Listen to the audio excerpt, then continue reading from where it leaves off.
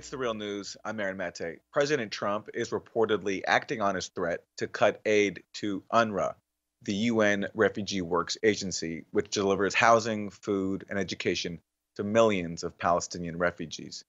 According to Axios, the U.S. has failed to transfer money that was due January 1st and is considering even future cuts. The U.S. cuts would cause a major reduction in vital services and even a complete halt on certain programs, leaving Palestinian refugees in an even more dire situation. Max Blumenthal is an award-winning journalist and best-selling author of books including The 51-Day War, Ruin and Resistance in Gaza, and Goliath, Life and Loathing in Greater Israel. Max, welcome. Your response to this reported decision by President Trump?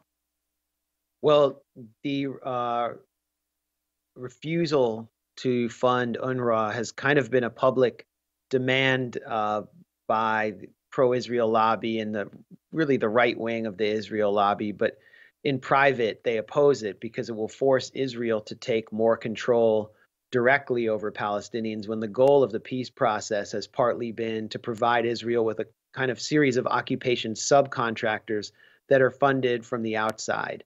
And UNRWA kind of takes care of the Palestinian refugee population, millions of refugees. I've been in the refugee camps from the West Bank to the Gaza Strip and throughout Lebanon, and the amount of UNRWA participation in just simply keeping people alive and providing them with basic goods and fulfilling their basic needs is incredible. It's astounding. 80% of Palestinian refugees in the Gaza Strip depend on UNRWA for basic goods.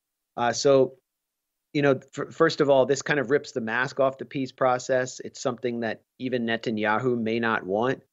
And it presents real possibility for instability, particularly in Lebanon. I mean, we saw demonstrations in Gaza against deterioration of conditions, which are worse than they've ever been. But in Lebanon, the Palestinian camps have always been in dire straits. So the question is, does Netanyahu want instability in those camps in Lebanon?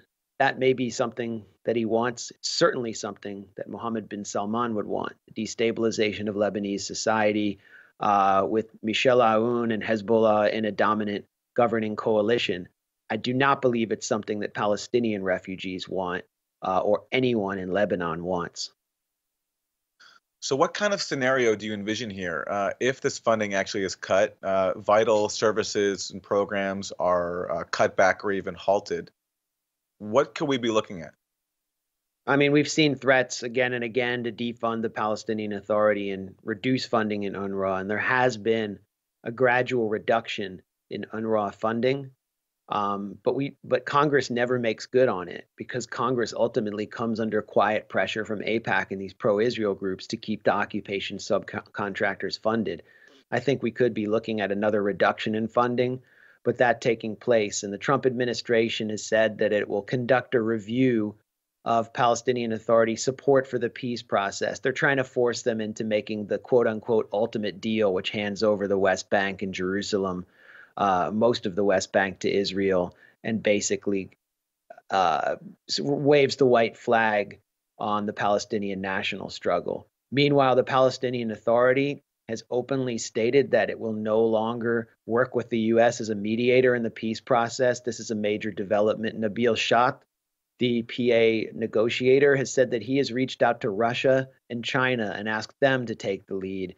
And Russia and China, if they do take the lead, will be much more honest brokers, especially under the leadership of China's Xi, than the United States.